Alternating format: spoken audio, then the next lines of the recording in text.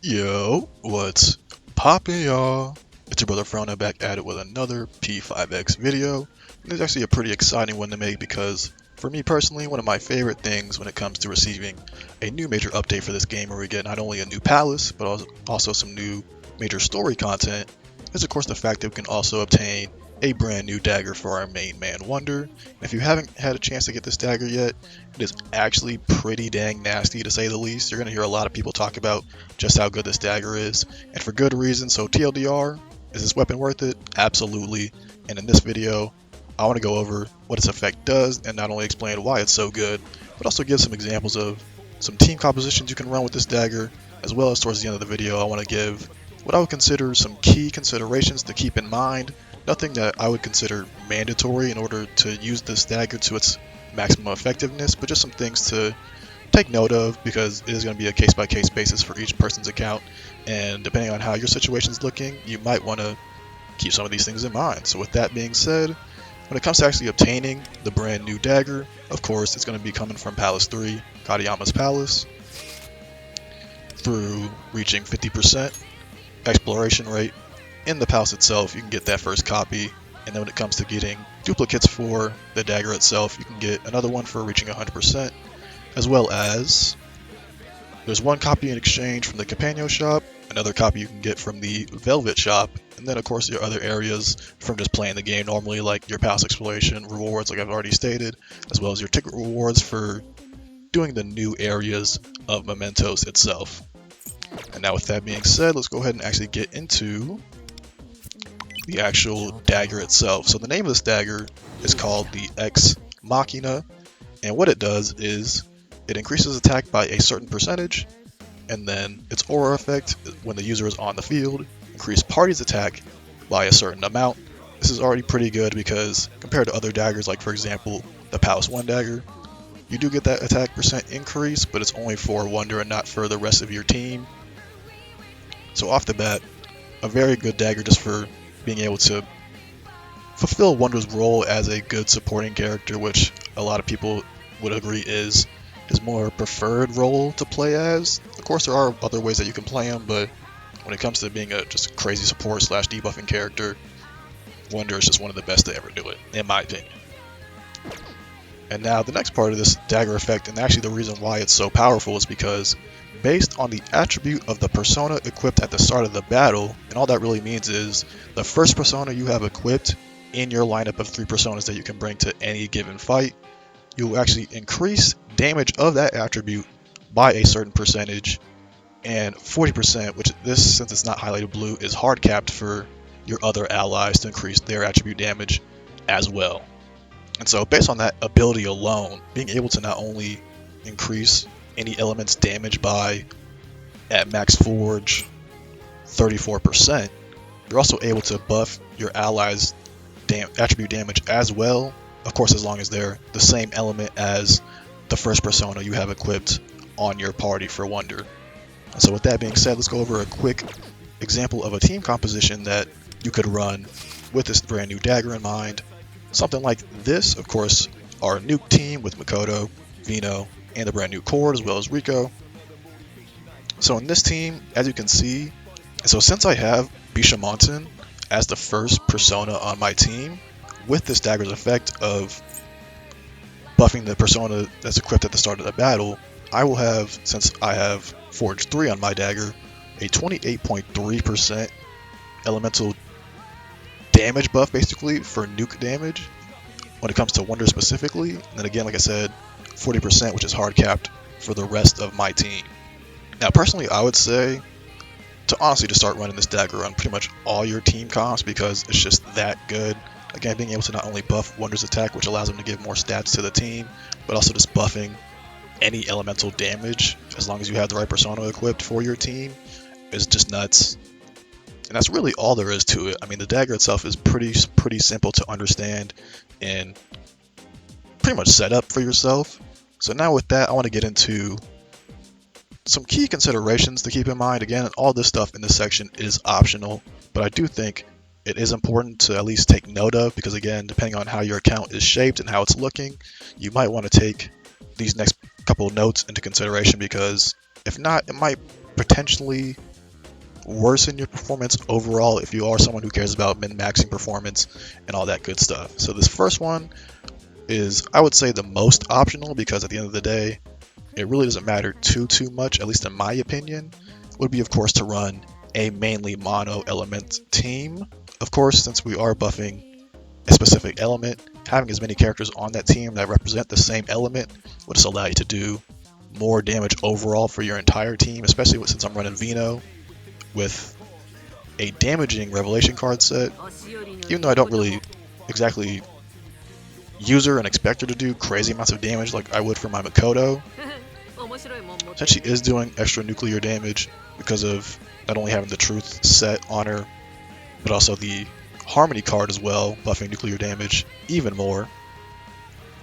This allows me to just basically breeze through content even faster, especially having Rico on the team who can just down enemy points regardless of what element you're rocking. It's pretty much just a really lethal combo to have a setup like this where we have our main buffer Cord, our main debuffer Vino, and then our main DPS, of course, being Makoto.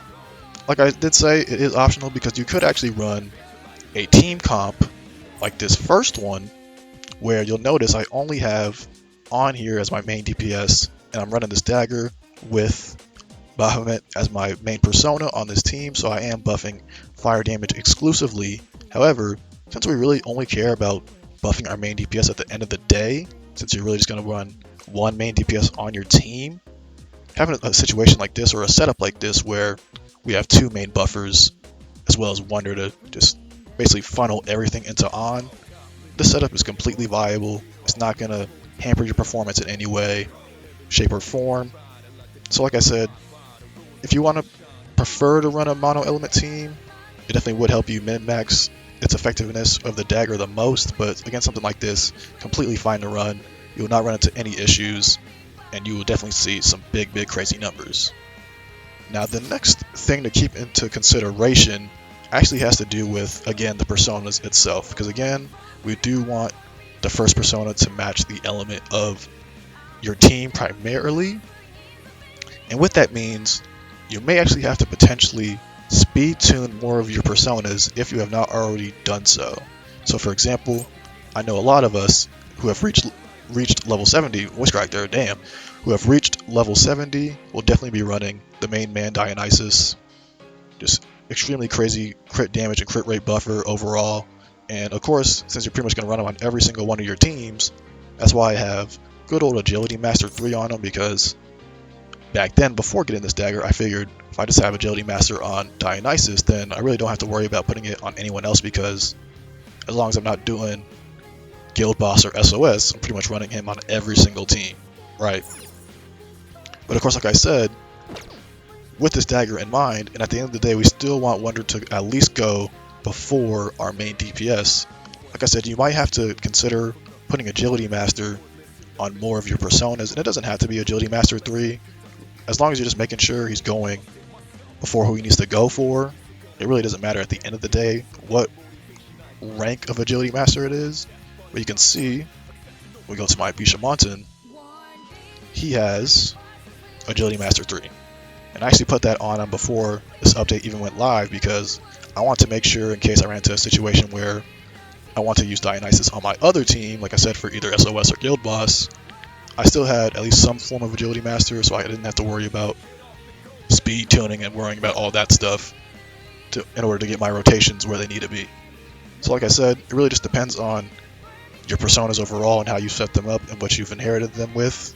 If you feel like your Wonder is too slow and is going after your main DPS, then definitely consider putting more Agility Masters on your other personas.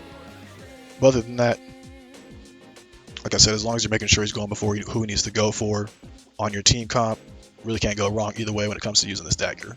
Like I said, even though it would be the best to run a mono element situation with this Dagger specifically, something like this, a team comp where pretty much we're funneling everything we have into On, plus this Dagger, plus having a fire persona at the start of my lineup to buff that damage specifically, like I said, it's really not going to be too crazy of a difference. It's just going to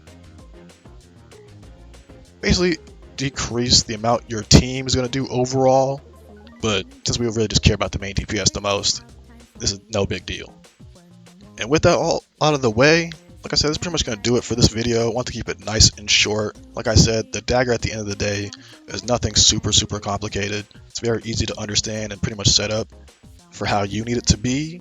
And I would highly recommend everyone who hasn't already to not only get this dagger through the exploration rewards, but to get as many duplicates you can for it, because like I said, once this thing is maxed out, have a 56% attack increase for Wonder, 240 for the rest of the team, and then 34% elemental damage increase for Wonder. And then, like I said, this 40 never changes, but either way, having all those numbers at max value will just allow you to do insane amounts of damage. I've already been testing it out the last couple of days, which is why I haven't pushed out this video sooner, because I want to do as much testing as I could with this dagger personally, because global, at least the global server of this game, is the only version I've ever played. I have not played any of the previous Asian servers, so I wanted to take some time to really get into this and just see why it's so powerful and why so many creators and people are just talking about it in general. And now I see the hype. Now I get it for sure. This thing is nasty. I'm going to be running it on every single one of my team comps from this point forward. The only team comp I probably wouldn't run this with would probably be my Ryuji team, only because I think Ryuji just really needs survivability more than anything, and since he's a physical damage dealer, we don't really have too many physical personas that would be worth running at the moment. So I feel like you'd probably want to keep the all-in dagger on this team specifically, but for all my other teams, I mean, I could show you. It's like, this team has Ex Machina. If I can click on these damn teams, Ex Machina on that one, same for Joker, Ex Machina. Like, I'm running this dagger on every single team, and it's been nothing but goated. So that's going to do it for today's video. If you enjoy content like this and want to see more of it from your boy, drop a like, drop a comment, and hit that big red subscribe button. Any support does help out tremendously at the end of the day. And expect some videos coming out tomorrow. I do want to push out a Cord and Rico build guide video, so be on the lookout for those tomorrow, hopefully, if I can get those up in time and have those recorded and edited and all that good stuff. But with that being said, it's your boy Frona. Have a good, amazing day, and I will catch y'all in the next one. Peace out, y'all.